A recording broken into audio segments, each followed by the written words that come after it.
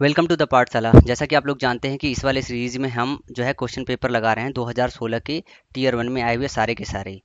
2016 से पहले भी जितने क्वेश्चन पेपर आए हैं टीयर वन में वो हम डिस्कस करेंगे इसी जो है अपने सीरीज में टीयर वन से पहले। और जो टीयर टू के क्वेश्चन है वो जैसे टीयर वन खत्म हो जाएगा, टीयर वन ओवर होने के बाद जब टीयर टू का सेशन स्टार्ट होगा तो हम पूरा का पूरा जो है 2016 तक आए हुए सारे टीयर टू के क्वेश्चन पेपर भी डिस्कस करेंगे। हम जो है कुछ प्लान कर रहे हैं आपके लिए, कुछ स्पेशल प्लान कर रहे हैं। जैसे टीयर टू के लिए है स्पेशल क्लासेस की प्लान कर रहे हैं हम, मैथ के लिए भी और इंग्लिश के लिए भी, कि हम आपको स्पेशल तरीके से ट्रेन कर सके जिसके मैथ में आप 180 से 190 नंबर और इससे ज़्यादा आप निकाल सको, और इंग्लिश में 160 प्लस आप मार्क्स बना सको। तो इन चीज़ों के लिए हम प्लान कर रहे हैं, हम लाइव क्लासेस की प्लान कर रहे हैं। जल्दी ही इनके विषय में हम अनाउंस करेंगे। आपके पास अगर कोई और सजेशन हो और इम्प्रूवमेंट के लिए कि हम आप तक और अच्छी वीडियोस कैसे पहुंचा सके, आपकी मदद हो सके, अगर इस विषय में आपके पास कोई सलाह हो तो नीचे आप कमेंट सेक्शन में लिखिए। अगर हम पे कुछ बन पाएगा और हमको सलाह लगी कि हाँ मानने लायक है तो हम उसे जो है अपनी वीडियोस में, अपने सेशंस में इम्प्रूव करने की कोशिश करेंगे। और अगर आपको हमारा काम पसंद आ रहा हो तो प्लीज़ इसे सब्सक्राइब कीजिए और चैनल को और शेयर कीजिए उन लोगों तक जिनको इनकी ज़रूरत है। कुछ ऐसे स्टूडेंट होते हैं जो गरीब है, जो गाँव में हैं, जिनके पास कोचिंग फैसिलिटीज़ नहीं है, या वो गांव में हैं लेकिन उनके पास ऐसे टीचर्स नहीं हैं। बहुत सारा फीस देने के बाद, 10,000 और 20,000 फीस देने के बाद भी उनके पास अच्छे टीचर नहीं मिल पाते हैं। तो प्लीज़ इन वीडियोस को उन तक शेयर कीजिए। और ध्यान से आप जो है 45 दिन की वकैब की क्लास और 50 दिन की ग्रामर की क्लास कीजिए। और आशीष सर की क्लास करना मत भूलिए। अगर आप अब में से काफ़ी सारे लोग, मुझे लगता है कि अभी आशीष सर की वीडियो को उन्होंने एक बार भी ओपन करके देखा नहीं है, तो जिन लोगों ने अभी आशीष सर की वीडियोज़ को देखा नहीं है प्लीज़ आप उनको देखिए। एक बार उनको आप देखेंगे तो मुझे आपको कुछ बोलने की ज़रूरत नहीं पड़ेगी। उनसे बेहतर टीचर आपको नहीं मिलेगा। इवन दो बड़े से बड़े टीचर जो यहाँ पे पढ़ा रहे हैं उनके जैसे ट्रिक्स उनके पास नहीं होंगे। तो प्लीज़ इन बातों को आप अपने जहन में लाइए और वीडियोस देखिए और फिर खुद डिसाइड कीजिए कि आपको क्या करना चाहिए, क्या नहीं करना चाहिए। तो चलिए बात करते हैं आज के पेपर की। अब तक हम 3 पेपर सॉल्व कर चुके हैं, आज हम करेंगे पेपर नंबर 4। हम 27 अगस्त का कर चुके हैं, 28 अगस्त का कर रहे हैं, सॉरी आज पेपर नंबर 5 है। 4 तक हो चुका है, 27 का पूरा दोनों पेपर हो गया, 28 का हो गया है, अब 29 का करेंगे हम आज। और ध्यान रखिएगा कि मैं ये पूरा का पूरा सेशन कराऊंगा। जैसा कि मैं आपको 45 और 50 दिन की क्लासेस में जो पढ़ा रहा हूँ आप उसको पढ़िए और साथ में देखिए कि वो कितना एग्जाम ओरिएंटेड है। मैं बार बार इस बात पे फोकस इसीलिए करता हूँ कि जो आप पढ़ रहे हो वो एग्जाम ओरिएंटेड होना चाहिए। मैं पेपर सारा इसीलिए डिस्कस कर रहा हूँ ताकि आपको ये समझ आए कि 45 दिन की क्लासेस में जो मैं आपको बता रहा हूँ या 50 दिन की क्लासेस में जो पढ़ा रहा हूँ उससे सीधे सीधे क्वेश्चन आपके सीधे पेपर के निकल जाएंगे। आपको कुछ भी मेहनत करने की जरूरत नहीं है। बहुत सारे स्टूडेंट की बहुत सारी क्वेरीज है, तो मैं उनको सिर्फ इतना बताना चाहता हूँ कि ये मोर देन सफिशियंट है इंग्लिश पेपर के लिए। अगर आपने इतना कर लिया तो मैं गारंटी देता हूँ कि 250 में से आप 200 से ऊपर तो आराम से नंबर ले आ लेंगे। और थोड़े अच्छे स्टूडेंट हैं तो वो 230 टू 35 के आसपास तक भी पहुंच सकते हैं। ये बहुत टफ काम होता है इतना निकालना, 200 के ऊपर भी जाना बहुत टफ काम होता है। लेकिन अगर आप वर्कआउट अच्छे से करोगे तो ये चीज़ आप बहुत आसानी से कर सकते हो। तो चीज़ों को आप कॉन्सेंट्रेट करो, रिवीजन रखो जो चीज़ मैं बता रहा हूँ, और आप डरो मत एग्जाम से। आप पढ़ने पे फोकस करो, बार बार रिवाइज करते रहो। मैं इन सारी चीज़ों पे आपको बार बार फोकस करने की कोशिश कर रहा हूँ। और माइंड बाउल का कॉन्सेप्ट जो मैंने आपको समझाया है कि दिमाग चीज़ें भूलती बहुत ज़रूरी है, तो जो भी लीकेज हो रहा है उसको पर डे फिल करो। उसको अगर आपने बाद पे छोड़ा तो मेरी क्लासेस का आपको फ़ायदा नहीं मिलेगा, क्योंकि ये एक फिक्स स्ट्रेटजी है, एक फिक्स पैटर्न है जिस पे आप स्कोर कर सकते हो। जैसा कि मैंने आपको बताया कि मेरे 12 नंबर थे और 12 नंबर के बाद मैंने 46 नंबर टीयर वन में स्कोर किया। तो ऐसा कैसे हो गया कि बगैर कोचिंग के मैं कर गया? अभी तो मैं आपको पढ़ा रहा हूँ, आपके पास वीडियोज है, आपके पास कंटेंट है, आपको कोई समझाने वाला है। मुझे तो कोई समझाने वाला भी नहीं था। तो अगर ऐसे सिचुएशन पे आप मेरे का आधा मेहनत भी करोगे ना तब भी आप इतने मार्क्स आराम से निकाल सकते हो। तो आप फोकस रखो, चीज़ें जो भी आपको कंफ्यूज कर रही हो आप उसको नोट डाउन करो और पूछो मेरे से। मैंने व्हाट्सअप नंबर दे रखा है आपको, आप व्हाट्सअप नंबर पे पूछो मेरे से। और कोई और प्रॉब्लम हो रही है तो जितने भी क्वेश्चन ऐसे होंगे जिनको डिस्कस करने लायक है वो मैं करूंगा। और जो ये पेपर डिस्कशन चल रहा है, इस पेपर में जो चीज़ें एक्स्ट्रा मिल रही है आपको वो चीज़ें आपको नोट डाउन करना है, ध्यान रखिएगा और उनको याद करना है। तो चलिए अब डिस्कस करते हैं पेपर नंबर 5, 29 अगस्त का फर्स्ट पेपर। क्वेश्चन नंबर 76 में पूछा हुआ है कि choose the word which best express. आपको क्या बताना है कि कौन सा ऐसा वर्ड है इसमें जो सबसे ज़्यादा सही तरीके से डेसिमेटेड को एक्सप्रेस कर पाए। डेसिमेटेड का मतलब आपको पता होना चाहिए। जैसा कि मैं बोलता हूं कि आपको सिनोनिम्स एंटोनिम्स सिर्फ प्रीवियस ईयर में करना है। अगर आप पिछले 10 साल के पेपर देखेंगे 2015 तक, क्योंकि ये 2016 का आया था, तो 2015 तक देखेंगे तो डेसिमेटेड कभी ना कभी आया हुआ है। आपको वर्ड ये मिल जाएगा जरूर सिनोनिम्स एंटोनिम्स वाले पार्ट में। तो डेसिमेटेड का मतलब ये होता है हत्या करना। क्या होता है? हत्या करना या किल करना, मारना किसी को, या फिर उसको नुकसान पहुंचाना या खराब करना। इस तरीके का डेसिमेटेड कई सेंस में आता है। तो यहाँ पे देखिए कैप्चर एक तो मतलब हुआ, कैप्चर मतलब पकड़ना, डिस्ट्रॉयड। डिस्ट्रॉयड एक तरीके से किसी को मार देना, नष्ट कर देना, वहां के सेंस में आ सकता है। डैमेज, डैमेज करना। वरीड, वरीड मतलब होता है चिंता। तो डिस्ट्रॉयड का जो डेसिमेटेड का जो होता है, किल करना, हत्या करना या किसी को बर्बाद करना, पूरी तरह विनाश कर देना, इसका जो सिनोनिम्स होगा यहाँ पे वो होगा डिस्ट्रॉयड। ना ही आपको डेस्टिमेटेड की मीनिंग के बाद इसका आंसर जानना है। बचे हुए चार जो वर्ड है इनकी भी मीनिंग आपको हमेशा नोट डाउन करनी पड़ेगी, लिखनी पड़ेगी। जब मैं बोलता हूँ 10 साल में आया हुआ है, तो 10 साल का मतलब ये होता है कि जो सिनोनिम पूछे गए सिर्फ उसी को आपको याद नहीं करना है, उनके चार के चारों ऑप्शन याद करना है। क्योंकि होता क्या है, एसएससी एक बार जो है इस वाले वर्ड को पूछती है, अगली बार उसके दूसरे ऑप्शन को पूछ देती है, तो इस तरीके से वो बदलती रहती है। तो अगर 10 साल आपने कंप्लीट किया तो लगभग आपकी 90% वकैब उन्हीं में से पूछी जाती है। 10% नया होता है, वो आपको आ भी सकता है और बहुत मेहनत के बाद भी नहीं आ सकता है। तो सबसे पहले आप 90% परफेक्ट कीजिए। जब 90% परफेक्ट हो जाए देन वो बाकी के 10% के लिए जाइए, क्योंकि जो लास्ट के 10% होता है वो बहुत डिफिकल्ट होता है स्कोर करना। उसके लिए 90% कंप्लीट होना चाहिए कायदे से। चलिए बात करते हैं क्वेश्चन नंबर 77 का। इन और ऑप्शन है impregnable, omnipresent, powerless and potent. Invincible का मतलब होता है अजय। अजय बोले तो जिसको पराजित नहीं किया जा सकता है, जिसके पास बहुत पावर होती है। इम्प्रिजनेबल, इम्प्रिजनेबल का मतलब होता है अभेद्य। ओमनी प्रेजेंट जो सब जगह प्रेजेंट हो। पावरलेस जिसके पास पावर ना हो, पावर ना हो, कमजोर हो। तो अजेय का जो एंटोनिम होगा वो होगा पावरलेस। पोटेंट का मतलब होता है बलवान, जिसके अंदर दम हो। आपने इम्पोर्टेंट का मतलब जानते हो, आप लोग को पता होगा, इम्पोर्टेंट बोलते हैं नपुंसक जिसके अंदर दम ना हो। पोटेंट उसका पोटेंट वाला वर्ड है, इसका मतलब होता है बलवान जिसके अंदर दम हो। Question number 78। यहाँ पे एक डाउट आता है 78 में, ये है स्पेलिंग करेक्ट करने को दिया गया है। डायरिया, डायरिया की दो स्पेलिंग होती है, option number 1 and option number 3 दोनों करेक्ट है। और एसएससी ने लिया है ऑप्शन नंबर 1। जिन स्टूडेंट को दोनों स्पेलिंग पता है वो बहुत कंफ्यूज होंगे, लेकिन उनको मैं एक बात ये बता दूं, जो थर्ड ऑप्शन में डायरिया की स्पेलिंग है ई ए, एच के बाद ई ए सिंपली, ये बहुत पुराने समय में यूज की जाती थी, अब ये करंट टाइम पे यूज की जाती है डायरिया। तो इसका जो ऑप्शन एसएससी ने लिया है वो लिया है फर्स्ट पार्ट। लेकिन स्पेलिंग दो के दोनों करेक्ट हैं। ये प्रॉब्लम तो आपको देखने को मिल सकती है एग्जाम में, कभी कभी ऐसा होता है। इसके बाद या तो जो है इस क्वेश्चन को वो काट देते हैं, या तो फिर कुछ ना कुछ इसका करते हैं। अब बात करें क्वेश्चन नंबर 79 की। It took her a long time to get off the death of her husband. It took her a long time to get off the death of her husband.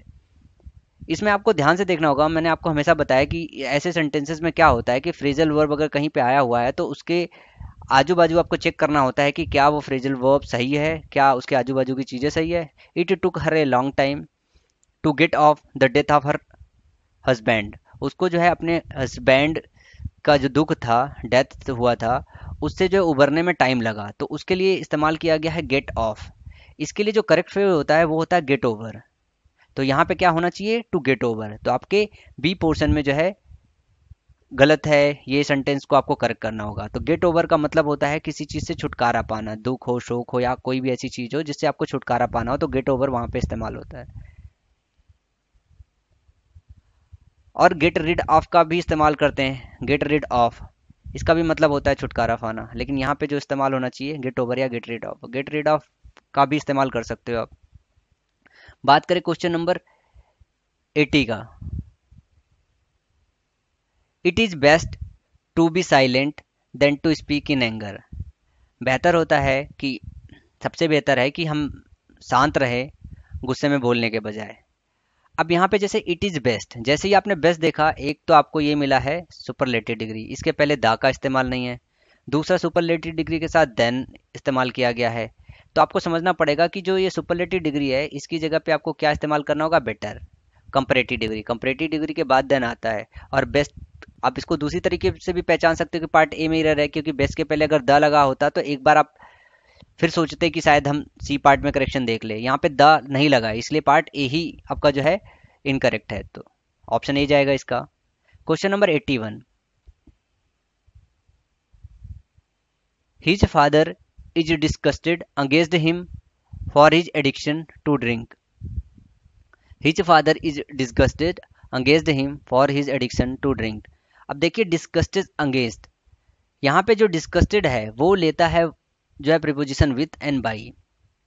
With लेता है जब disgusted with person होता है, और by लेता है जब something होता है। तो डिस्कस्टेड विथ या फिर डिस्कस्टेड बाई, यहाँ पर्सन की बात हो रही है तो क्या लेंगे हम, डिस्कस्टेड विथ का। ये आप अपने जो है प्रीपोजिशन चार्ट में ऐड कर लीजिएगा। अगर प्रीपोजिशन चार्ट में आपके ये ना हो, जो मैंने प्रीपोजिशन चार्ट आपको कराई है 2-250, अभी आपको बहुत सारा मिलने वाला है और एक वीडियो उस पर मैं अभी आपको और दूंगा ताकि आपका पूरा एरिया कवर हो जाए। Question number 82, the aim of a peace council is rather than cure salvation, preservation, maintenance, cultivation. जो पीस काउंसिल था उसका उद्देश्य क्या था, उसका उद्देश्य, अब जैसे एक आप कहावत सुनते हैं ना कि इलाज होने से पहले या बीमार पड़ने से पहले हमको ख्याल रखना चाहिए कि ऐसी प्रॉब्लम ही ना आए। तो जो फ्रेज आता है वो आता है प्रिवेंशन देन क्योर, ठीक है। लेकिन यहाँ पे प्रिवेंशन की जगह कुछ और वर्ड दिए हैं, तो हम क्या इसमें से इस्तेमाल कर सकते हैं। साल्वेशन, इसका मतलब होता है उबार। प्रिजर्वेशन, तो प्रिजर्वेशन ये वर्ड है जो प्रिवेंशन की जगह हम इस्तेमाल कर सकते हैं। मेंटेनेंस का मतलब है मेंटेन होना। कल्टीवेशन आपका एग्रीकल्चर वगैरह कल्टीवेट किया जाता है, वहाँ पे इस्तेमाल किया जाता है। तो यहाँ पे जो करेक्ट ऑप्शन होगा वो होगा option number 2, preservation. Question number 83, he gives everyone the class opportunity for practice. अब यहाँ पे देखिए आपको प्रीपोजिशन भरना है, एट, इन, ऑफ, ऑन। एक चीज तो आप यहाँ पे समझिए, ही गिव्स उसने दिया, एवरीवन इन द क्लास जो क्लास में प्रेजेंट है, इसको थोड़ा सा ब्रेक करके पढ़ोगे तो समझ में आ जाएगा। अपॉर्चुनिटी फॉर प्रैक्टिस, प्रैक्टिस करने की अपॉर्चुनिटी दी उन सभी लोगों को जो क्लास के अंदर प्रेजेंट थे। तो क्लास के अंदर जो थे उसके लिए क्या आएगा, इन। और एक फ्रेज होता है गिव इन। गिव इन का मतलब क्या होता है कि अगर आपके पास कोई परेशानी हो या कुछ भी हो तो आप जवाब दे दो, बस ये हो जाए कि अब मेरे से नहीं होगा। तो गिव इन वहां पे इस सेंस के लिए इस्तेमाल होता है जब ये जवाब दे दो कि आपसे होगा नहीं। Question number 84, Harish soon gained, Harish soon gained in English. Harish ने जल्दी से इंग्लिश में गेन किया क्या, प्रोविंशियलिज्म, प्रोफिशिएंसी, इफिशिएंसी या इमिनेंसी। अब इन सबके मतलब आपको पता होना चाहिए। प्रोविंशियलिज्म, प्रोविंस से बना हुआ है, प्रोविंस का मतलब होता है प्रांत, तो इसका मतलब हो गया प्रांतीय। प्रोफिशिएंसी का मतलब होता है निपुणता, अगर हिंदी में बात करें तो। और इफिशिएंसी की बात करें दक्षता। अब यहाँ पे जैसे एक कंफ्यूजन होगा कि उसने गेन किया, निपुणता गेन किया, ये भी आप समझ सकते हो, दक्षता गेन किया है तब भी आप समझ सकते हो। लेकिन इन दोनों वर्ड में स्लाइटली डिफरेंस है। जैसे क्या है कि इफिशियंसी का मतलब ये होता है कि आपने थोड़ा सा इनपुट दिया और ज़्यादा इनपुट निकाला, तो बोला जाता है इफिशियंट है। और प्रोफिशिएंट का मतलब ये होता है कि किसी चीज़ में आपको नॉलेज है, आप बहुत ज़्यादा नॉलेज गेन किए हो या एक्सपर्ट हो आप। तो यहाँ पे क्या है, हरीश सून गेंड, क्या गेन करेगा, निपुणता, निपुण होगा जल्दी से इंग्लिश में। तो प्रोफिशिएंसी वर्ड यहाँ पे इस्तेमाल होगा, हरीश सून गेट प्रोफिशिएंसी इन इंग्लिश। और ऐसे आप कह सकते हो कि उसने प्रोफिशिएंसी गेन की और एफिशिएंट हो गया।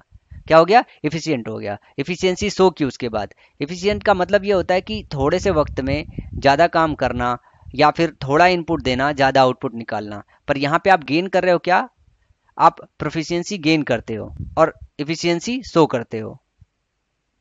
क्वेश्चन नंबर 85, बेगर डिस्क्रिप्शन। बेगर डिस्क्रिप्शन का मतलब होता है जिसका वर्णन ना किया जा सके। बेगर डिस्क्रिप्शन का मतलब ऐसे होता है जैसे किसी का वर्णन ना किया जा सके। भिखारी है, जब इसका क्या वर्णन किया जा सके, तो इससे आप याद रख सकते हो कि भिखारी का वर्णन नहीं किया जा सकता है, भिखारी भिखारी होता है। देन यहाँ पे ऑप्शन आपका जो जाएगा कि कैन नॉट बी डिस्क्राइब्ड, एक ऐसी चीज जिसको डिस्क्राइब किया ही ना जा सके, उसके लिए ये ईडियम इस्तेमाल किया जाता है, beggar description. 86, drag one's feet.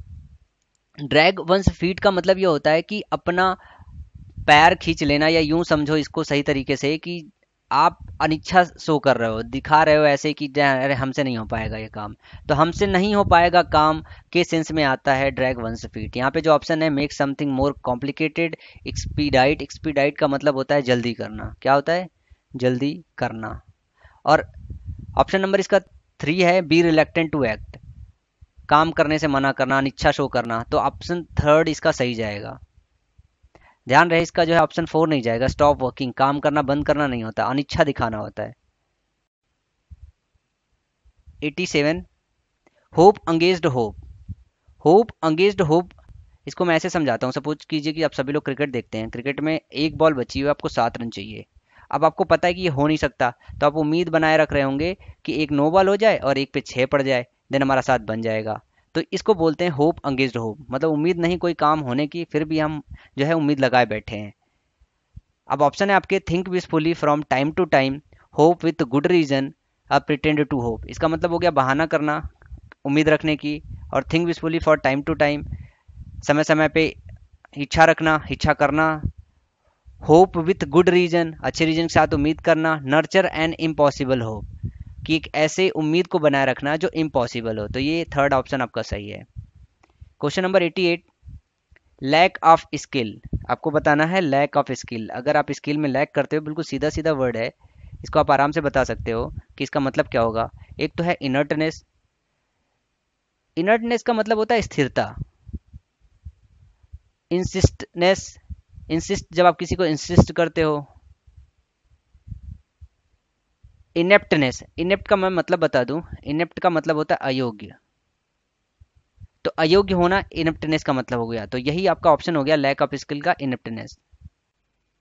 Question number 89, अब आपको यहाँ पे वन वर्ड सब्स्टिट्यूशन बताना है। Stick with A thick and used in mortar for pounding. ये सेंटेंस थोड़ा सा टफ है, मैं हिंदी मतलब आपको समझाता हूँ। एक जैसे हो गया, अगर गांव में रहते हैं, कोई खल्लड़ मूसड़ के नाम से जानते होंगे, शहर वाले भी खल्लड़ मूसल ही बोला जाता है शहर में भी। एक ऐसे एक इंस्ट्रूमेंट होता है इस तरीके का, और एक इंस्ट्रूमेंट ऐसे होता है, और इसमें नीचे मोटा सा होता है। तो कोई चीज़ यहाँ पे रख के ग्राइंड करने के काम आता है। तो पूछ रहा है कि इसको क्या बोलते हैं, इस स्टिक को क्या बोलते हैं। इस स्टिक को बोलते हैं पेस्टल, PESTEL, पेस्टल। थिस्टल जो होता है ये एक तरीके का कांटेदार पेड़ होता है। स्टिफल का मतलब होता है झगड़ना। स्केप्टर, स्केप्टर एक आपके लिए नया वर्ड होगा, यहाँ पे इसका भी मतलब नहीं पता होगा। ये इसका मतलब होता है प्रभुत्व। अब बात करते हैं नेक्स्ट वन वर्ड सब्स्टिट्यूशन की। An act when people vote in order to make a decision about a particular subject or policy rather than voting for a person। An act when people vote in order to make a decision, जब people जो है vote करते हैं कोई decision make करने के लिए किसी पर्टिकुलर सब्जेक्ट पे या फिर पॉलिसी पे, rather than voting for a person, कि एक आदमी के खिलाफ जो है वोट ना करें, बल्कि किसी पॉलिसी को बनाने के लिए किसी सब्जेक्ट पे वोटिंग जब कराई जाती है या कोई करते हैं, तो वो जो होता है वो उसको बोलते हैं रेफरेंडम। ये आपका ऑप्शन नंबर 4 सही है। इलेक्शन आप लोग जानते हैं, इलेक्शन क्या होता है, जब हम किसी को जो है नेता वगैरह बनाने के लिए करते हैं तो वो इलेक्शन होता है। एग्जिट पोल वो होता है जब हमारा इलेक्शन हो जाता है, इलेक्शन होने के बाद जब लोग वहां से निकलते हैं तो लोग इनसे पूछते हैं, इनका मत जानने की कोशिश करते हैं, उसको बोलते हैं, उसके बाद जो वोटिंग करने के बाद परसेंटेज निकल के आता है उस तरीके से जो ये लोग बताते हैं उसको बोलते हैं एग्जिट पोल। बाई इलेक्शन वो होता है कि इलेक्शन जैसे हो गया, कुछ सीटों पे कैंसिल कर दी गई इलेक्शन और उसके बाद इलेक्शन कराया जाए तो उसको बोलते हैं by election. Question number 91, Jane had told me that she has not done her homework. Jane had told me that she has not done her homework. मैंने आपको एक पहले भी क्वेश्चन मिला था और एक अभी ये क्वेश्चन मिला जिसमें मैंने आपको बताया था कि अगर सेंटेंस पास्ट से स्टार्ट हो तो पास्ट में जाता है। अब यहाँ पे देखिए, जैसे यहाँ पे यूज किया गया है present tense, present perfect tense, has not का इस्तेमाल किया गया है और आगे इस्तेमाल किया गया हैड का। तो आप समझिए कि दोनों एक साथ तो आ नहीं सकते। अब अगर यहाँ पे अंडरलाइन किया गया होता तो हम इसको पास में बदलते। अब यहाँ पे अंडरलाइन नहीं किया गया, यहाँ पे अंडरलाइन किया गया है, तब इसको क्या करोगे आप बदलोगे टेल्स में। John tells me that she has not done her homework, इसको प्रेजेंट में बदलोगे।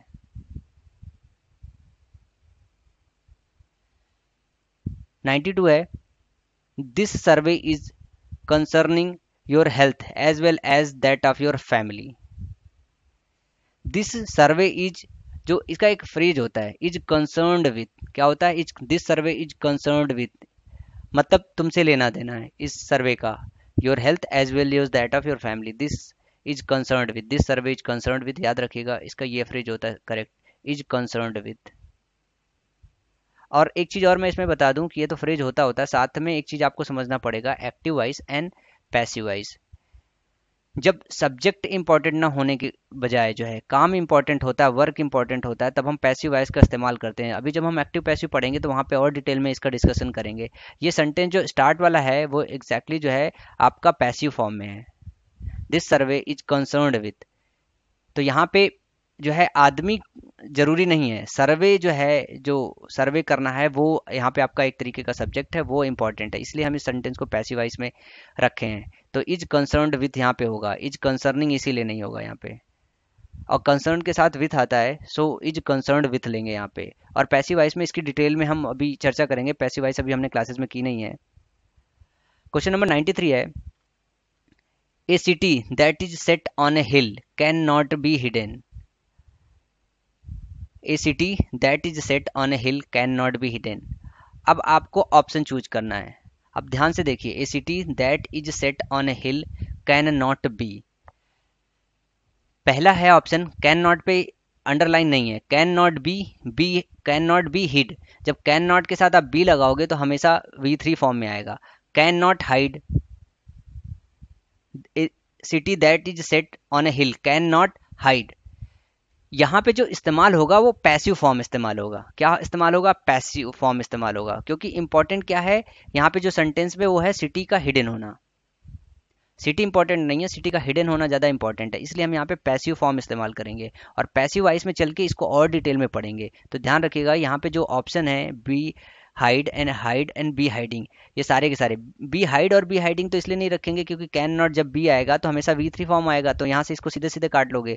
और एक कन्फ्यूजन होगा कि कैन नॉट के साथ, जैसे कैन के साथ V1 फॉर्म लेते हैं, लेकिन यहाँ पे बस आपको ये समझना है कि यहाँ पे पैसिव फॉर्म लगेगा तो कैन नॉट बी के साथ हिडन आएगा एंड सेंटेंस सही है। ये पैसिव वॉइस जब हम पढ़ रहे होंगे तो इसकी डिटेल में वहाँ पे चर्चा करेंगे कि कब हम एक्टिव वॉइस में रखते हैं, कब पैसिव वॉइस में रखते हैं, कब आप पहचाने पैसिव वॉइस में रखते हैं, क्योंकि ये एक थोड़ा डिटेल डिस्कशन का विषय है। तो यहाँ पे अभी हम पेपर सॉल्व करा रहे हैं तो ज़्यादा डिटेल में चर्चा नहीं कर सकते। Question number 94, a black and white goat were grazing, a black and white goat were grazing. ये एग्जेक्टिव एंड आर्टिकल दोनों में मिक्स पढ़ाया जाता है ये रूल। ऐसा होता है कि जब हम किसी एक चीज़ को डिफाइन कर रहे होते हैं, अगर जैसे हम एक चीज़ के पहले आर्टिकल लगा दें, दो वर्ड कनेक्ट है एग्जेक्टिव आपका, अगर एक के पहले अगर हम आर्टिकल लगाएं तो क्या होता है कि हम एक ही पर्सन को रिप्रेजेंट कर रहे हैं। लेकिन अगर हम दोनों के पहले अगर आर्टिकल लगाएं तो ये दो पर्सन हो जाता है। तो जैसे यहाँ पे लिखा है एक black, a black and white, a black and white goat were grazing. अब यहाँ पे देखो वर्ब आपका क्या लगा है, प्लूरल फॉर्म में, तो यहाँ पे आपको प्लूरल चाहिए। और अगर हम आर्टिकल एक के पहले लगाते हैं तो वो सिंगुलर बनता है। क्या बनता है? सिंगुलर बनता है। प्लूरल बनने के लिए हमें दोनों के पहले आर्टिकल लगाना होता है। तो करेक्ट फॉर्म होगा ए ब्लैक एंड ए वाइट, ए इसके पहले लगाना पड़ेगा क्योंकि वर है। Otherwise A black and white हो तो वर की जगह अगर हम वॉच कर दे तो सेंटेंस सही हो जाएगा। फिर वो ये होगा कि एक बिल्ली, सॉरी एक गोट, बकरी जो काली भी है सफ़ेद भी है। ए ब्लैक एंड वाइट का मतलब हुआ गोट कि एक बकरी जो काली है और सफ़ेद भी है, और ए ब्लैक एंड ए वाइट गोट का मतलब हुआ एक काली बकरी है और एक सफ़ेद बकरी है। तो इन दोनों चीज़ में आपको समझना पड़ेगा, जब आर्टिकल दोनों के पहले लगाते हैं तो दो अलग अलग चीज़ की बात करते हैं, और जब आर्टिकल एक के पहले लगा देते हैं तो इसका ये मतलब हो गया कि जैसे ब्लैक एंड वाइट, यहाँ इस तरीके से समझिए कि आपकी बकरी है और थोड़ी काली है थोड़ी सफ़ेद है, तब इसके लिए सिर्फ एक के पहले आर्टिकल लगाएंगे। लेकिन अगर दो बकरियां हैं, एक इधर है एक इधर है, एक ब्लैक है एक काली है, तो दोनों के पहले आर्टिकल लगाएंगे। क्योंकि यहाँ पे प्लूरल फॉर्म है तो यहाँ पे दोनों को अलग अलग करके दो बनाना पड़ेगा, इसलिए यहाँ पे ए आर्टिकल लगाएंगे। और ऑप्शन आपको चेक करना पड़ेगा, a black and a white goat, option number second सही है इसका, a black and a white goat, a black and a white goat, option A सही है। बी और सी में क्या डिफरेंस है देखूँ मैं, सेकेंड और थर्ड एक जैसा लग रहा है। A black and a white coat, a white coat, ये दोनों ऑप्शन सिमिलर है तो इसमें से आप कोई भी ले सकते हो। ये बाय मिस्टेक लिख गया होगा। Okay, 95, I had took the papers to John's office, I had took the papers to John office. अब इसमें एक चीज़ आपको देखना है, यहाँ पे इस्तेमाल किया गया है आपका परफेक्ट टेंस। तो जब भी आप कोई जनरल बात कर रहे होते हो, जब भी आप कोई जनरल बात कर रहे होते हो, जनरल काम कर रहे होते हो, तो वहाँ पे आप पास्ट इंडेफिनिट लगाते हो। क्या लगाते हो? Past indefinite. जब भी जनरल सेंस में बात कर रहे होते हैं, बहुत जनरल सेंस में, तब आप पास्ट इंडेफिनिट लगाते हो, परफेक्ट नहीं लगाते हो। जब परफेक्ट टेंस लगाते हो तो एक रेफरेंस पता रहता है आपको, चाहे टाइम का रेफरेंस पता रहे, चाहे किसी चीज़ का रेफरेंस पता रहे, पर रेफरेंस पता होता है। यहाँ पे क्या होता है कि I had took the papers to John's office, I took the papers to John office होगा, क्योंकि जॉन्स ऑफिस होगा, क्योंकि ये बहुत जनरल सी बात है कि मैं पेपर ले गया, मैं जॉन्स के ऑफिस में पेपर ले गया, मतलब पिछले समय में, पास समय में मैं जॉन्स के ऑफिस में पेपर ले गया, तो बहुत जनरल बात हो रही है, यहाँ पे रेफरेंस नहीं हो रहा है, यहाँ पे टाइम वगैरह या फिर किसी चीज़ का रेफरेंस हो तब यहाँ पे हम पास्ट परफेक्ट इस्तेमाल करेंगे। तो यहाँ पे जो ऑप्शन होना चाहिए वो ऑप्शन होना चाहिए थर्ड। अब ये सब चीज़ें जैसे हैं, अभी टेंस की क्लासेस नहीं हुई है, तो जब टेंस की क्लासेस हो जाएगी तो ये सब वहाँ पे डिटेल में मैं आपको और अच्छे से बताऊंगा। अब बात करें पैसेज की, चलिए पैसेज करते हैं, पैसेज को एक बार पढ़ते हैं, हल्का सा समझते हैं, फिर कीवर्ड जैसा मैं बताता हूँ कि टाइप 1 का आता है, तो ये सारे के सारे जो पैसेज आते हैं वो टाइप 1 वाले ही रहते हैं। Tryst with destiny was a speech delivered by Jawaharlal Nehru, the first prime minister of independent India, to the Indian constituent assembly in parliament. अब जैसे ही पहला पैराग्राफ पढ़ते हैं, पहली लाइन पढ़ा है, वैसे हमें ये पता चल गया कि हम जवाहरलाल नेहरू की बात कर रहे हैं, इंडिपेंडेंस इंडिया से बात कर रहे हैं, तो पूरा का पूरा सार और समरी इन्हीं सब चीज़ों से लेके होगा, एक तो हमारे दिमाग में ये बैठ जाना चाहिए। अब उसके बाद फटाफट एक बार पैसेज पढ़ लेते हैं और उसके बाद फिर क्वेश्चन देखते हैं। इन सब चीज़ों को करने का यही ट्रिक होता है। It is considered to be one of the greatest speech of all times and to be landmark oration that captures the essence of the triumphant culmination of the largely non-violent India independence struggle against the British Empire in India. Long years ago, we made a tryst with destiny, and now the time comes when we shall redeem our pleas, not wholly or in full measure, but very substantially. Freedom and power bring responsibility. The responsibility rests upon the Assembly, a sovereign body representing the sovereign people of India. The service of India means the service of millions who suffer. It means the ending of poverty and ignorance and disease and inequality of opportunity.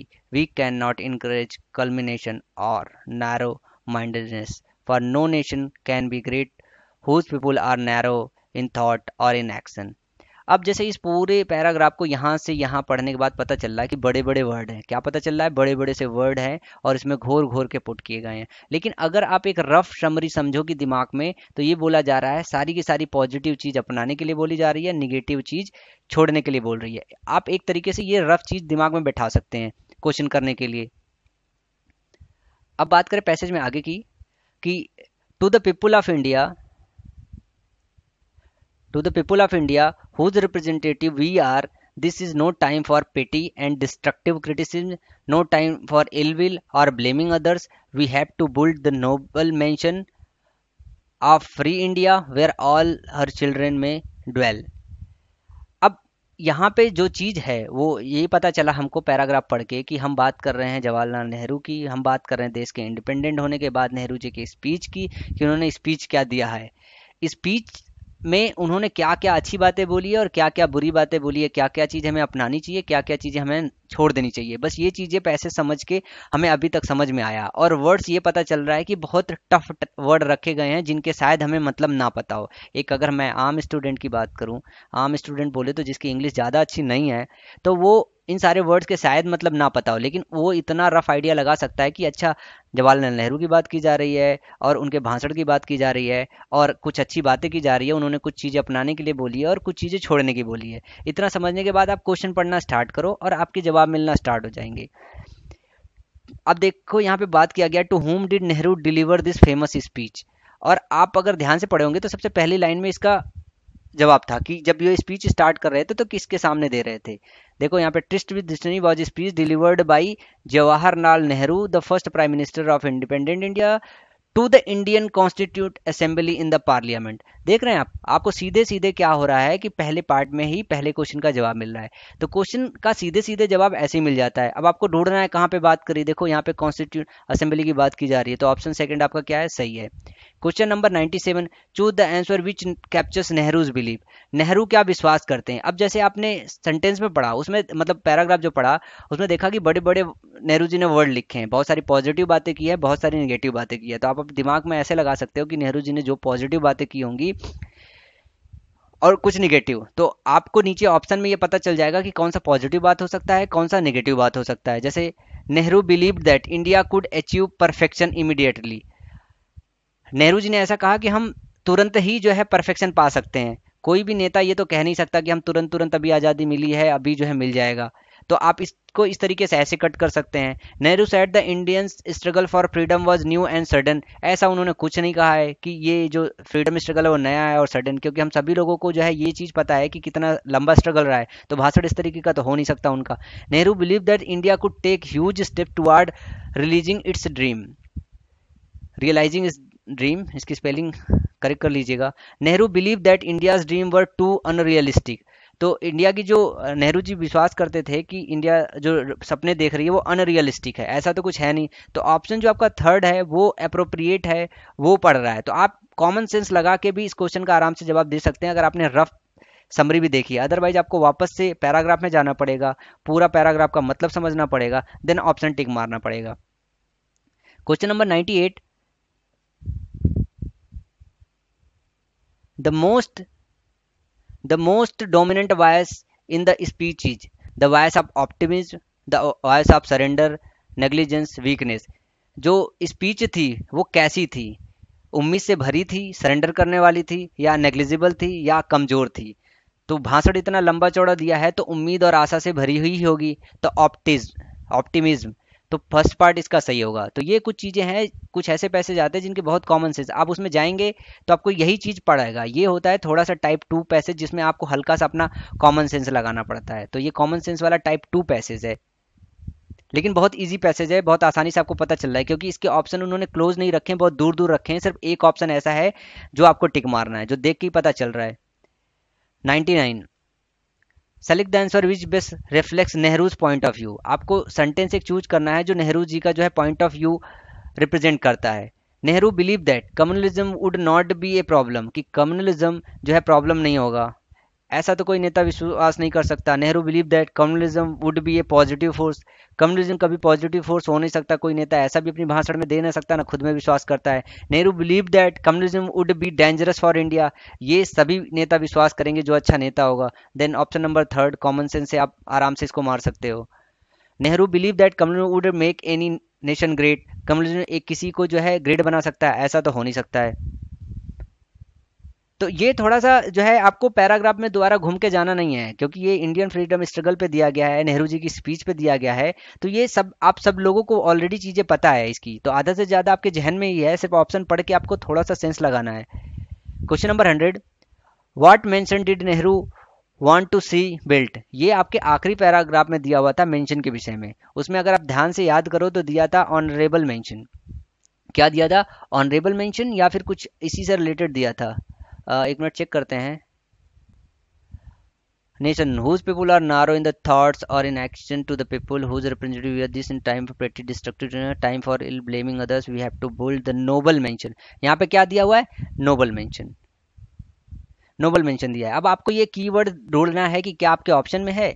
Nehru believe that, expensive mention पहला ये दिया है, honourable mention ये नहीं दिया हुआ था कहीं से, सिंपल मेंशन, ह्यूज मेंशन। अब आप यहाँ पे देखिए कि नोबल मेंशन के आसपास कोई वर्ड इसमें दिया है। नोबल का मतलब क्या होता है? सम्मान, और ऑनरेबल इसका एक तरीके का सिनोनिम्स है। तो ऑप्शन इसने थोड़ा सा ट्रिक कर दिया है कि नोबल ना दे के क्या दे दिया ऑप्शन में? ऑनरेबल दे दिया है। और दूसरा, पहला और तीसरा और चौथा इससे बहुत दूर दूर है, सो ऑप्शन नंबर सेकंड आपका सही है। तो इस तरीके से आप जो है इन चीज़ों को सही कर सकते हैं थोड़ा सा कॉमन सेंस लगा के। याद रखिएगा कि जब इसमें जो ऑप्शन बहुत क्लोज करता है तो ये टाइप 3 बनाता है, ये आपको टीयर 2 में देखने को मिलेगा। जब वहाँ पे हम अभी जब टीयर 2 की क्लासेस स्टार्ट करेंगे तो आपको पैसेज सॉल्व करने का तरीका और बताएंगे कि कैसे इस डिफिकल्ट टाइप के पैसेज को आप सॉल्व कर सकते हो। सो अभी